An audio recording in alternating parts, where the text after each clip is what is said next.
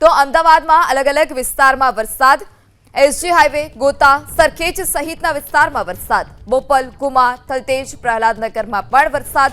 આજે અમદાવાદમાં વરસાદની આગાહી પણ કરવામાં આવી છે। વહેલી સવારથી જ કાળા ડિબાંગ વાદળો સાથે વાદળછાયું વાતાવરણ હતું અને આ તમામ વચ્ચે અલગ અલગ વિસ્તારમાં મેઘરાજાની પધરામણી। લાંબા સમયના વિરામ બાદ અમદાવાદમાં મેઘરાજાએ દસ્તક આપી છે અને છેલ્લા 15 થી 20 મિનિટથી ખાસ કરીને પશ્ચિમ અમદાવાદના શિવરંજની, ઇસ્કોન, ગાંધીનગર, સરખેજ હાઈવે સહિતના વિસ્તારોમાં સતત અનરાધાર વરસાદ વરસી રહ્યો છે।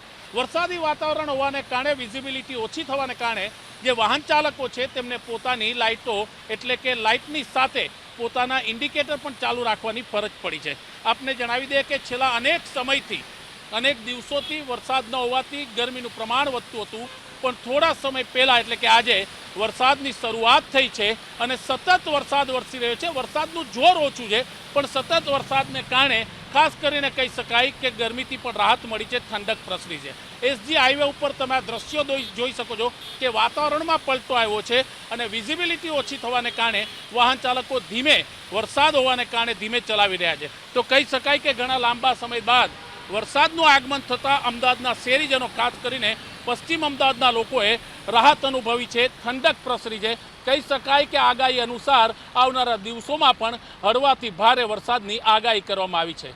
કેમેરામેન કરણની સાથે ભૌમિક વ્યાસ, એબીપી અસ્મિતા, અમદાવાદ।